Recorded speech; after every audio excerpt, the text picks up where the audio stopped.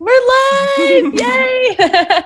Welcome, everyone. We are so excited that you guys are tuning in. We're so excited to be here. Yes, we are. It's going to be a great episode. So before we start introducing our lovely guest, Emily, we just wanted to point out that you probably saw in the intro that we are the Marketed Musician. We're the ladies behind the biz. I'm Allie. And I'm Claire. And basically over here at the Marketing Musician, we really believe in a community over a competition. And it's our mission to bridge that gap between the traditional classical music industry and the modern world of marketing and business innovation. And we want this to be a conversation. You know, obviously the three of us are chatting, but I am 100% manning the comments. So feel free to chime in with anything. Maybe it's a question that you have for Emily, or maybe it's a comment that you have that something's going on in your life that pertains, you know, to our conversation. This is a free-flowing convo. So, oh, good. Everyone can hear us. Yay. We're all good with that. So yeah, so that's where we're going to get started. So let's go ahead and introduce our host or our guest. Already did that part. Sounds good. All right. So we have Emily Davidson on with us today, and we are so excited to introduce Emily to you because Emily is a baroque cellist who is absolutely crushing it on social media. And that's our main topic for tonight. So it works out perfectly. And I could spend, seriously, like probably an entire episode just on Emily's introduction. It's so impressive and exciting. But I'll just do some of the highlights. So Emily has her performance degrees from the Hart and Longy Schools of Music, and she's the founder and director of the Emergence Quartet for period instruments. Pretty cool. And she's released multiple solo CDs, including one titled Old Style, which is an album of baroque pieces turned into electronic dance remixes with DJ Cutman, who I was reading also happens to be your super talented brother. Like, yep. How cool is that? I was totally getting into them last night. It was like I was jamming out as I was outlining things. So she stays super busy as a performer and a teacher of not just cello, but also baroque music and historical string playing and music history. And of course, there's social media, which we're talking about tonight. And Emily has over 5,000 YouTube subscribers, over 15,000 Instagram followers, and more than 3,000 page likes right here on Facebook. So those are really impressive numbers, but I know there's a lot more to your story, Emily. So welcome to the Marketed Musician. And why don't you take a minute to introduce yourself to our viewers? Yeah, well, I guess you covered a lot of it, though. I do have to make a slightly pretentious correction that I'm now over 24,000 on Instagram. Oh my gosh! Wow.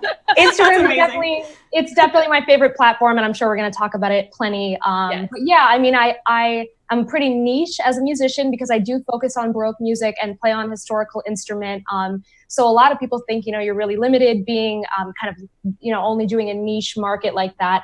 But what I've really found is true is using social media and finding your own audience allows you to do whatever you want. So I've been really happy that I've been able to focus on exactly what I want to focus on musically. And I've been able to use social media to help support me and have the audience to do that. Yes, that's amazing. Oh my gosh, I'm so excited to delve into the conversation. So before we start asking you specific questions about that, I want to give a moment because now we've got quite a few that are live and we've had a few people say workbook. I just want to clarify what that means really quick because there was a little introduction that has now gone away because now we're live. So if you are tuning in live, Claire and I at the Marketing Musician, we created this workbook for you that basically goes through step by step how to make yourself more visible as an artist. So each week we bring a specific topic. There's 10 steps, there's 10 podcast episodes, there's 10 Facebook Lives. They're all interlinked. And you can literally grab the free workbook to download just by typing in the word workbook into the comments. It's so simple. We're so excited about this. Yeah. We're getting fancy with our tech today. And that was pretty cool because then you don't have to actually leave the Facebook Live. You can just type it in and then check it later when we're done. So. Exactly. Perfect. So that's why, just in case you're all like, what is going on? That's what's going on. You definitely want to grab it. It's free. Why not get it? It's pretty awesome. All right. So Emily, let's get down and dirty with social media. Yeah. So you have taken this kind of non-traditional approach to your career. And you've been so successful at carving out a lot of your own opportunities and really pioneering the way for early music specifically, which is so amazing and fascinating. So can you share with us more about what inspired you to create the type of career that you have now, and maybe what a typical day or week or month looks like on your calendar? Mm-hmm. Well, yeah. So, I've always liked social media, and I want to start with that because I think one of the most important things when you're putting yourself out there is to be authentic, because you don't want to feel like you have to be putting on some facade to attract people, because people can see through that. And I'm lucky that I have always really enjoyed a lot of social media platforms for my own personal use, sharing pictures with friends, keeping updated, tweeting my thoughts, whatever it is. I've always enjoyed that. So when I found a way to tie that in with my music career and with my music, it was just sort of a win-win for me. So, and I'm sure we'll get into more about, each detailed platform and how I use it. But I think for one, finding a way to really be true to yourself, and then your fans, your audience, your followers will notice that. So, and as for me and my life, it's really varied. I think as all freelance musicians know, no 2 days are the same. My work now, and I'm living in Boston now, but I'm, as we're going to talk about, relocating. So I'm going to be sort of starting a clean slate with my freelancing pretty soon. But my life in Boston has been a combination of teaching private lessons, which I do for modern cello as well as baroque cello, running my string quartet, emergence quartet, which we would do various types of concerts, sometimes outreach concerts, sometimes more formal traditional things. So planning, programming, marketing with my own ensemble, getting hired to play with other ensembles like the Handel and Haydn Society, and I played with the Baroque Orchestra at Harvard. So it's a combination of making my own concerts and opportunities with my own ensembles, working with established ensembles, my teaching, and then of course my online work, which has really blossomed, in the last probably I'd say 2 years or so, with YouTube being my main platform. And as I gained momentum on YouTube, I invested more and more in that. So now every week I have a day devoted to filming and a day devoted to editing and working through. And there's of course planning and practicing for the filming. So it ends up being a lot of different stuff every single week. Wow, that's amazing. That's fantastic. Yeah. I love just the diversity in your career and how you've, just created exactly what you wanted to create in your career and not, fitting within some mold or predetermined path. That's awesome. Yeah. Yes. So I'd like to go back to kind of the beginning of your career, because I know that you have a rock solid strategy now, but, specifically using social media when you got started, did you set out with a social media strategy at the beginning, or is this something that has evolved over time? Yeah, so like I said, I started it personally, and I'm lucky that Emily Plays Cello was my email address and my handle everywhere. So I signed up for like all social media pages under Emily Plays Cello under personal terms. But as I started to realize, Instagram, I could be using this, to share my cello playing more. I started kind of transitioning out of using them for personal use, and, maybe less pictures of my breakfast, more pictures of my cello. And finding a way to make it more cohesive as, what is Emily Plays Cello and what does she do? So I would say I started out kind of naturally, like I said, sort of doing my own thing. But there's a lot of testing the waters. And I think this is going to be true for anybody. You don't really know what you're going to like and what you're going to want to put out there. And you don't know how other people are going to respond. So I think there's a lot of fear around that. Like, I'm going to share something and people aren't going to like it. But I know for me, just sort of learning, like if we're going to talk about Instagram, for example, posting what are called cello selfies, a picture of me with my cello. That was something that like, initially I thought that was like maybe a little cheesy, but as I did it more, people loved seeing, here's this person I follow, I like her music, and here she is with her instrument. That's awesome. This is, I like this. And sort of trying things out and seeing how people liked them gave me a pretty clear indication of which direction to go and which things did well. In terms of YouTube, I was posting really informal stuff. Like I would have some footage from a concert that I played and I would just throw it up on YouTube, and not even really think that much of it. And of course, as I continued to do it, my content got better and I pruned it more and more. But it really is a process where you kind of start out with where you're at and you see how it does, you see how you feel putting yourself out there, and you just have to keep learning each time you put something out. Yes. Yes, so good. It's that concept of testing and pivoting, and that's where marketing and business gets so creative, because people can think like, oh, it's kind of, stuffy, stiff, boring, but when you look at it the way that you do, I mean, you're always adjusting and changing and getting creative with how you're just communicating about what you do. So excellent. Yeah, how your approach is. And what I specifically love about that is that you don't take it personally. Mm-hmm. And we talked about this a couple of episodes back, the fears around marketing, and that musicians tend to get really caught up in, I don't want to put it out there, it's not good enough. I don't want to post this because it's not perfect. And I don't know what people are going to think about me. And not taking a personal approach, but rather going, okay, that didn't work, I'm not going to do that. Oh, that totally worked, I'm going to do more of that, and just leaving it at that. And that's really the basis of all marketing, which is amazing. So Emily, I want to gear toward Instagram because this is also my favorite platform and I'm so excited to talk to you about it. I have a million questions.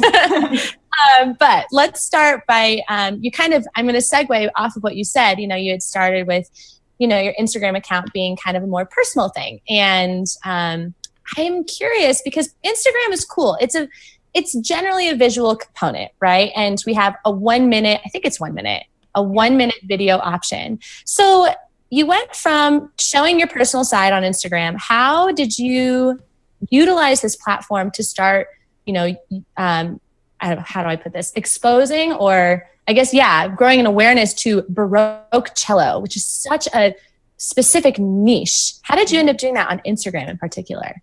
Yeah, well, I think, I've had Instagram since around the time it came out. And I remember when there was no video capability. And now that video is possible, that really opens a lot of doors, especially for musicians to, give a little snippet of your playing. And for me, if I wanted to share what I was up to in terms of the cello, it was going to be baroque cello. That was just what I was doing. And maybe I would play some Bach or something like that. I think really when I was able to start posting videos is when I could get a lot of attention, because at first sight, people might not even know that my instrument is a baroque instrument or that it's any different than a regular cello. So once I start playing, and I still get these sometimes, but I remember, especially in the beginning, so many questions of, why are you holding the bow like that? Why is so many people were like, what is weird? She has a weird cello. What's going on with her bow? And it was a great opportunity. And this is probably something we'll talk about more. Engagement is so important. So replying to every single one of those comments and answering people's questions, even the people who were maybe ignorant and therefore would say mean things because, they think I'm playing a modern cello and they think I'm doing it, kindly correcting them and teaching them a little bit, I think is what has made such a good relationship with me and my audience, because I take that time to sort of teach them, one-on-one in a sense when I'm responding to the comments. So just kind of putting myself out there opens the doors right away for people to say, oh, what's that? And start inquiring. Yes, I love that. And I think what's cool about the baroque cello in particular, so I'm a vocalist, that's my background. And it always fascinates me. I mean, Claire's an oboist, and it always fascinates me when I see people who are really putting themselves out there with kind of a somewhat unique of an instrument in the world, right? Into the normal world. Whereas vocalists, it's like where there's a million of us. Mm-hmm. And I think it's awesome that you were able to kind of use that platform to actually inform people about this instrument, and teach people and engage with them. And that's something that's really unique that I think a lot of people who are watching this who may be thinking, well, I play the bass trombone. Like no one cares about the bass trombone, but seriously, not very many people actually know about that instrument, or whatever instrument it is. There's a way that you can actually kind of grow an awareness. And that's the whole point when we say bridging that gap, exposing people to these kinds of new things. So on that topic, I wanted to also ask another question regarding Instagram, and really regarding all platforms in general. A lot of musicians will go, well, I know that I need to use social media, but I don't know what to post. Like, what content am I supposed to be putting out there? What kinds of captions am I supposed to be writing? So I wanted to ask you if you had any advice or, maybe what you personally do to kind of build up your content specifically with Instagram and then, Facebook and Twitter and otherwise. So, yeah. So, well, I already mentioned the cello selfies, as silly as it is, but before there were front facing cameras, like when digital cameras were this big, I was like taking pictures of myself like that. Yeah. So I like selfies. So that to me is a big part of my content, including that. If you're into that, totally do it. If you're not into that, don't do it and don't force yourself to. You should totally do what feels natural to you. Right. People want to be, Instagram and all social media is about letting people into your world and letting people see the kind of behind the scenes of what you do. So I think if you're a musician, I was really surprised on Instagram how well pictures of sheet music do. I mean, I have cool looking sheet music because I play off old, facsimiles, handwritten old music, which is especially cool to look at. But everybody, even non-musicians, like to look at sheet music. It's very visually pleasing. So taking a picture of the piece that you're working on, taking a picture of your little practice setup with your stand and like your whatever, everyone's got their supplies that they keep near their music stand when they're practicing. Stuff like that. And then of course, like if you're a musician and you're out working and you're playing a concert, take a picture of your concert stage before you go on, or take a picture with your other musicians after you get off stage. If you're doing things out as a musician, there's endless opportunities for content, and all you have to do is open your eyes. If it's related to music, and it's related to what you're doing, share it, find a good way to let people into that. Yes, I love that. And that's the thing. People know good music and people like good music. It doesn't matter if they're musical or if they have a good ear. People know good music when they hear it, and it's just like you said, they like being behind the scenes. They like feeling like they're on that journey with you. I think that's great advice. That's awesome. I love all your examples because, as musicians, we have so much good content, but we don't realize it because it's our day-to-day life. But anybody who's not a musician, like all those little things are so interesting. So totally. Thank you for breaking that down. That was awesome. Yes. Yeah. All right. So, Emily, I know your other social media love is YouTube. And we absolutely love your channel, which is called Emily Plays Cello. If you haven't already checked it out. It's so good. It's awesome. It's just, I love it because it's so well organized too, which just makes my heart happy. And she's a phenomenal player. I listened to her, I'm just like, whoa, you're incredible. Yeah, everyone's got to check it out. It's one of those where you can go and you spend an hour and you're like, oh my gosh, an hour has gone by. This is... Totally. So on your channel, you have performances of baroque cello music. You have vlogs, which is so cool, video blogs about life as a classical musician, and video lessons that teach about historical string playing. And it's really amazing because, on social media, there's that like educational and entertaining content. It does really well. And you do both of those things very well in a really nice balance. And I was just wondering if you could talk a little bit more about your approach to YouTube and just maybe how it differs from other social media channels that you use. Mm-hmm. Yeah, so YouTube, I mean, for me now with the production schedule that I have, I'm trying to make a video almost every week. So that means I'm constantly trying to come up with ideas, trying to make my content varied. The pressure was not so high when I first started because I could just make a video as I was inspired to.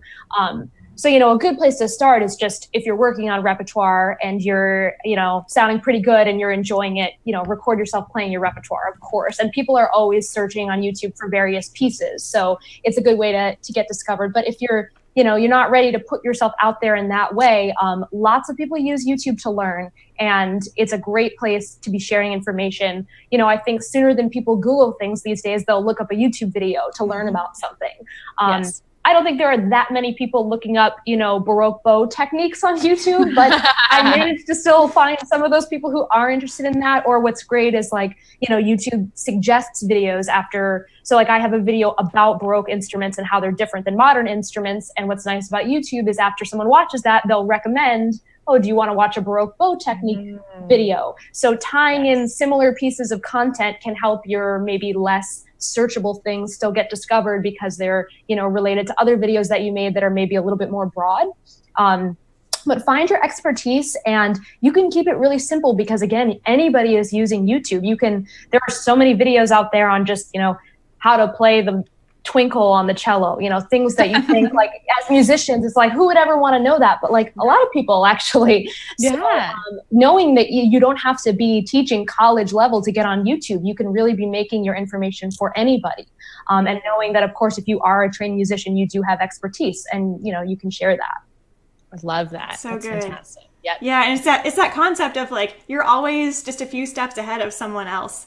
So you can always be helpful and just help somebody get to that next step on their journey with what you know. And as you said, so brilliantly, like as a trained musician, if you have your degree in music, you are an expert, you are a professional. So we always forget that. We're like, oh, I'm not good enough. But really a lot of people would want to learn from you. So I love that. And I especially love that you tied in kind of that strategy of the whole recommended thing after you're done with the video. I hadn't even thought about that. It's such a great SEO kind of way of thinking, like, oh, well, here's how they all tie in together. Keep staying on my channel kind of deal. It makes perfect sense because like we were talking about, like we get lost on your page for an hour and you've created that experience. It's just like a concert. It's just on YouTube where you're just like, okay, what comes next in this progression? And you create that whole experience, which is brilliant.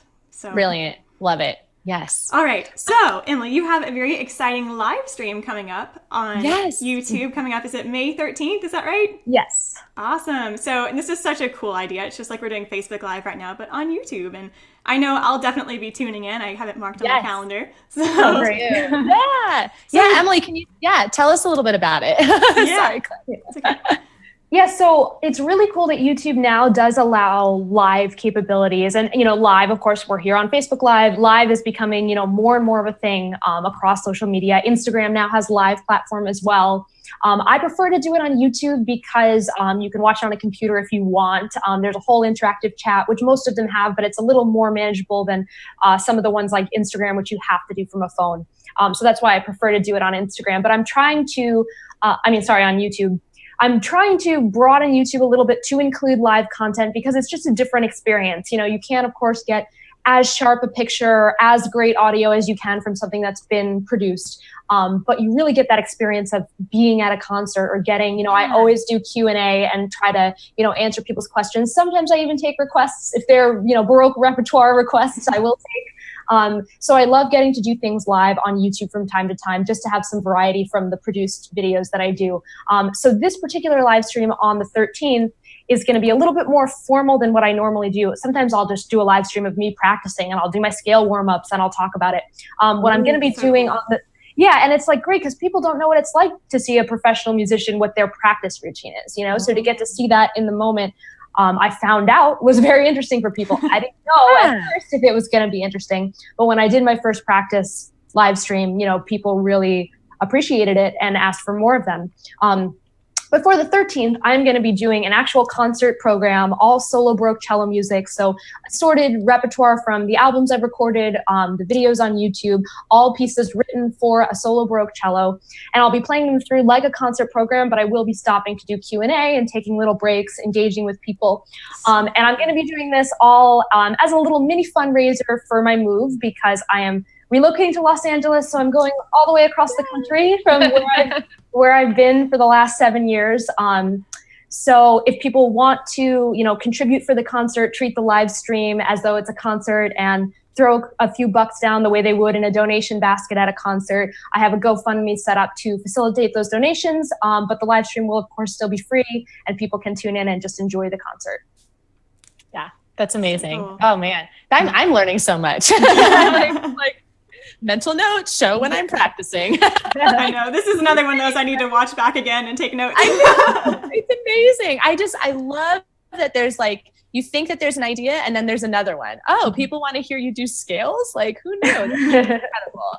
And yes, everyone definitely tune in onto your YouTube. So your YouTube URL, if I'm correct, is youtube.com/Emily Plays Cello. Is that correct? Okay. Yeah. So make sure that you tune in. And May 13th, what's the time on May 13th? I think it's going to be 2 p.m. Eastern time. Okay. But it's all the great thing about YouTube. Also, if you go to my YouTube channel now and you subscribe, most of the time YouTube emails you when any channels that you're subscribed to go live, which is kind of cool. So you could be, maybe not on YouTube in that moment, but you'll get an email in your inbox. Hey, Emily Plays Cello is live right now. And then you'll be able to tune into the stream. Very cool. I love it. Well, we'll both definitely be live with you. We're so excited. I'm stoked to see this firsthand. So now that we're kind of talking about YouTube and especially your fundraiser and your concert that you're doing, I actually wanted to kind of move on and shift gears and talk a little bit more about that. What's so awesome, we'll have to discuss it in detail. I'm kind of like assuming this, but it sounds to us and our audience members that you've kind of figured out a way to somewhat make money from social media, which is basically everyone's dream, right? We're all just like, if only I could just do that. And I think, correct me if I'm wrong, the two platforms that really help you do that are GoFundMe and Patreon. Is that kind of right? So I'd love for you to kind of talk a little bit more about those and how, you've been able to make those extra income streams work with those platforms, and why are these platforms so valuable for musicians?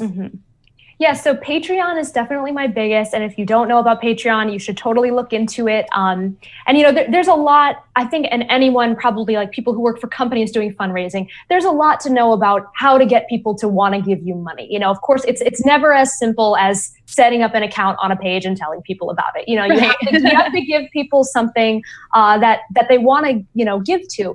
And for me, I already had my YouTube channel going for a little while before I even considered Patreon. And then I learned a little bit more about Patreon, which is basically, a crowdfunding site that gives recurring amounts of money instead of a one-time donation, like an Indiegogo or a Kickstarter or a GoFundMe. Those are one-time donations.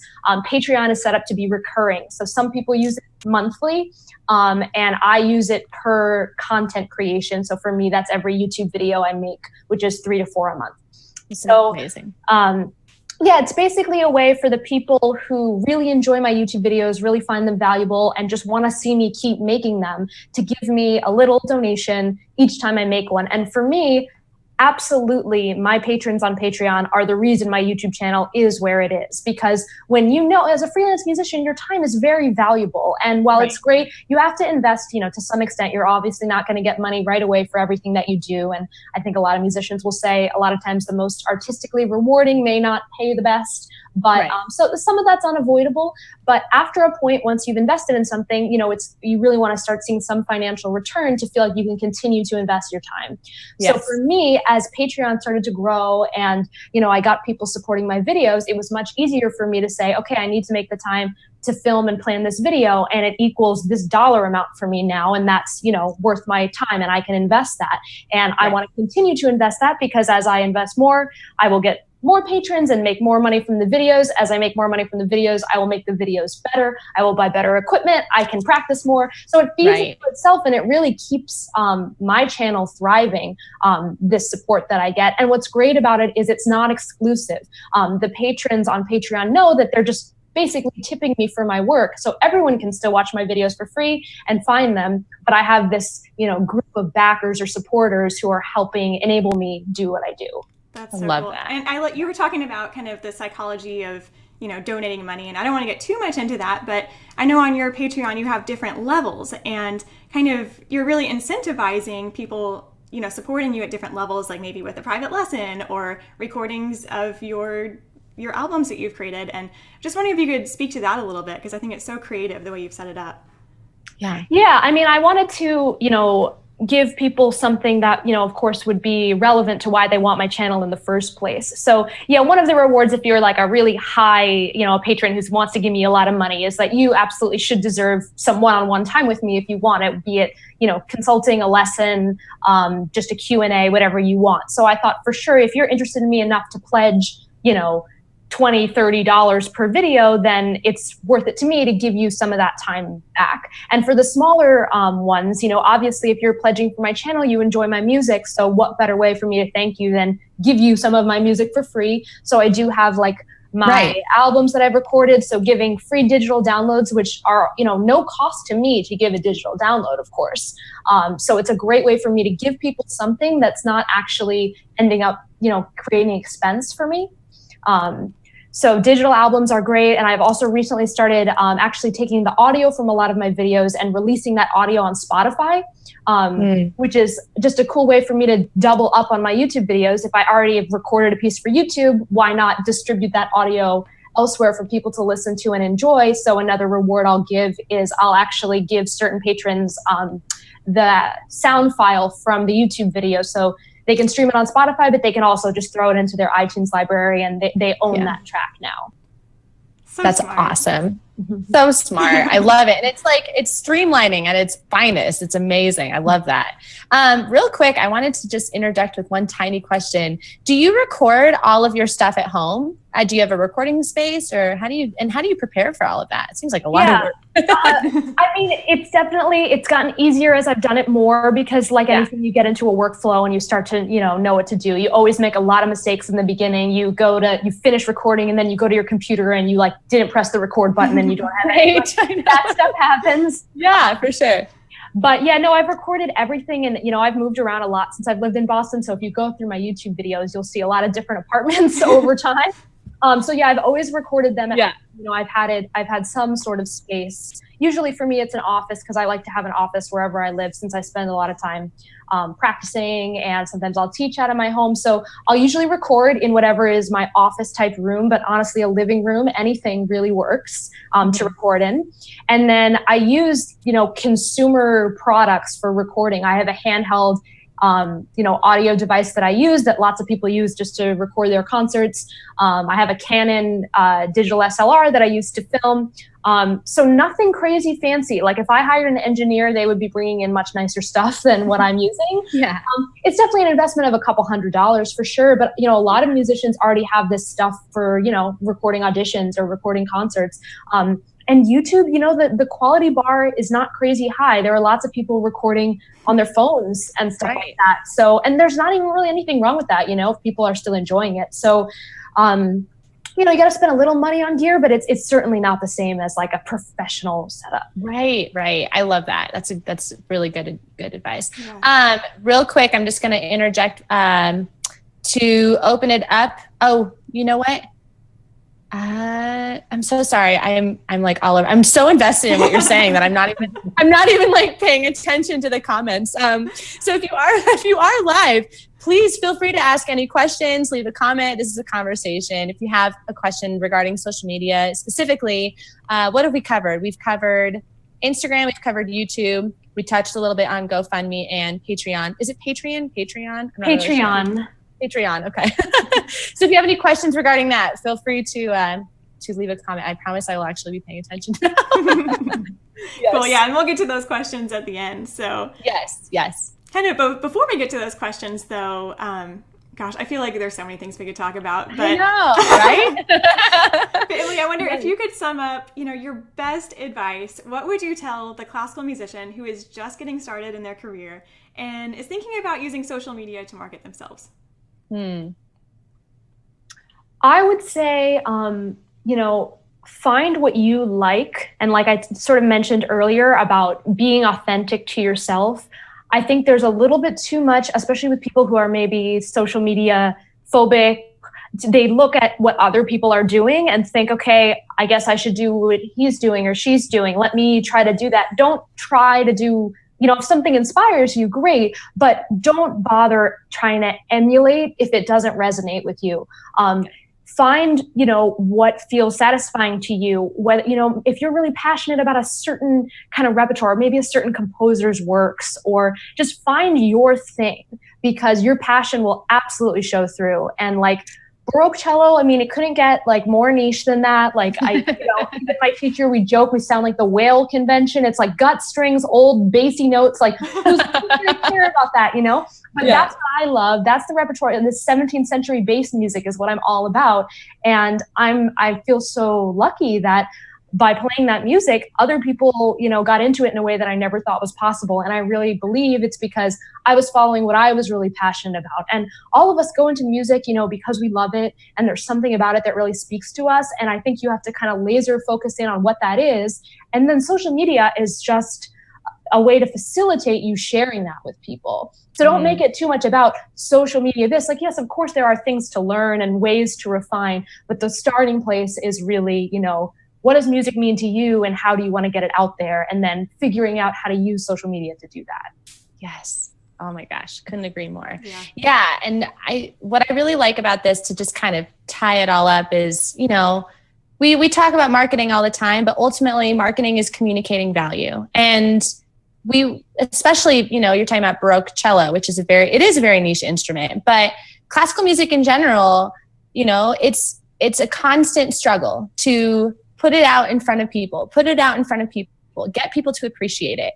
And if we can continue using the 21st century techniques like social media to kind of grow an awareness about something as unique as a baroque cello or as a bass trombone or an oboe or whatever, you're building a community over that. And that's what we're all about. I mean, that's the essentials of marketing in general is, yes, you're trying to market yourself. And, obviously we want to be financially stable and all of that good stuff, but we also want to give back and we want to share people this incredible music that is meant to be shared with people. So I love that you brought that up. That's great advice. I hope everyone takes it. And just how amazing it is. All right.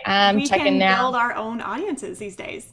Not that long ago, that wasn't possible. Yes. You had to be hired by somebody else. Right. And now, if you're just getting started in your career, you have a unique opportunity to go out and really build your own career, just like Emily, you've done. So. And yes. I really couldn't recommend it more, if you're the kind of person who wants to do that, because if I waited for someone else to hand me a career, I wouldn't have one by now. Like I had to do it myself. And I'm really glad that I did, because I got to create this career that I love, that's true to me. It's not for anybody else. I can change it. I can change anything about it at any time. You have full control. And if you're someone like me who's kind of a control freak and self-directed, it's really the way to go, because, you can be constantly just doing whatever you want to do, playing whatever, repertoire you want to play. We're way less limited than we used to be, actually. Yeah. Yes. Yeah, you can control what kind of music you're picking out. Actually, I want to ask you about that.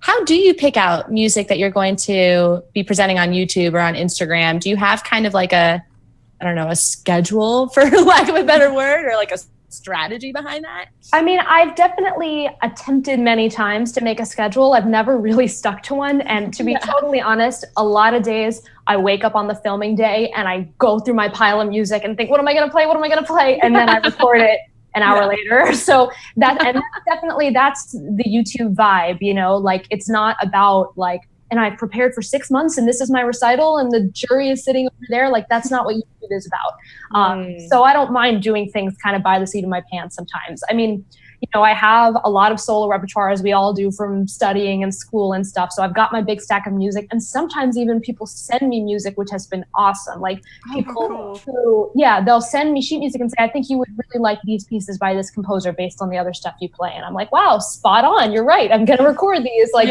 So that's really great too. Once you get enough people who are kind of pulling together, interested in the same things you are, your audience becomes a resource as well. I love that. And I love that you touched on that. It doesn't have to be perfect. It doesn't have to be something you worked on for 6 months or a year or even just a couple of months. I mean, we're all pros here. We know how to read music, and sometimes you got to just fly off the seat of your pants, like you said. That's fantastic. Well, I think Claire, do you have any other? I'm just so enamored with everything. I'm not even really paying attention to know what's going on. I'm good. How are we doing on questions? Let's see. We have quite a few people on. We don't actually have any questions. I'm surprised. I think Emily is just a great teacher. We're just learning so much as we're listening to you. So one last shot. If you guys are watching live and you have any questions regarding social media, we've got YouTube, Instagram. We didn't talk a whole lot about Facebook, but I think it kind of all ties in there. Feel free to leave a comment. Also want to point out one more time that if you are watching and you missed the intro, Claire and I have created a free workbook that you can grab. It's a simple guide to help you get more visible as a musician. So all you have to do to get this workbook, it is free. I think it's 20 pages long, and you just type in workbook. That's all you have to do in the comments. Just type workbook and we will send it to you for free. Yep. So, and it walks you through each week. So we have 10 weeks in season 2 of the podcast. So this Monday we talked about social media, and then Thursday today we're talking with Emily about social media. So it really is kind of like a semester-long marketing course that's all wrapped up in a nice little bow. So. Over 10 weeks, we're just learning more and more. Yes. Awesome. Well, Emily, thank you so much for coming on and chatting with us. I've learned so much. It was just such a great conversation. So great to meet you. And we really, really look forward to your May 13th. Did I get the date correct? Yep. May 13th featured show. I think it's at 2 p.m. Eastern Standard Time. And we're just so grateful that you came onto the show. So thank you so much. Yeah, thank you for having me. Yeah. Yes, and before we go, can you please remind our viewers where they can find you and follow up with you online? Yeah, so I am Emily Plays Cello everywhere. So that's Instagram, YouTube, Twitter, Facebook. Just put a link and write /Emily Plays Cello and you'll probably find me there. My GoFundMe for my live stream is also gofundme.com/Emily Plays Cello. My Patreon page, Patreon, Patreon.com. Opposite of patron. So yeah, you can find me anywhere, and I look forward to talking to guys more if you guys have questions that come lingering after the stream. Always happens. So. Fantastic. So Thank you so much again. Yeah, we're so excited. This is great information. I think everyone's going to learn so much from it. And just, I want to point out, perfect example of harmonizing your streams. It's something that Ali and I talked about on Monday, which is, it's so easy to have, a presence on all these different social media places or your website, and none of your names are the same, or they're not all connected. And then if somebody finds you, they can't figure out how to follow up with you. So that's just such a perfect example of, it's Emily Plays Cello. So easy. Everywhere. I think it's emilyplayscello.com if I remember. Yeah, that's my website too. Yeah. Awesome. Great. Well, thank you so much for being on. Thank you everyone who tuned in. We had quite a good audience going. It was fantastic to watch those numbers go up, and we hope that you guys learned as much as we did. We're learning so much, and we will see you next Thursday at the same time, 5 p.m. Pacific Standard Time, 8 p.m. Eastern Standard Time. And we'll be talking about websites. Super fun. All right. Bye, everyone. Bye.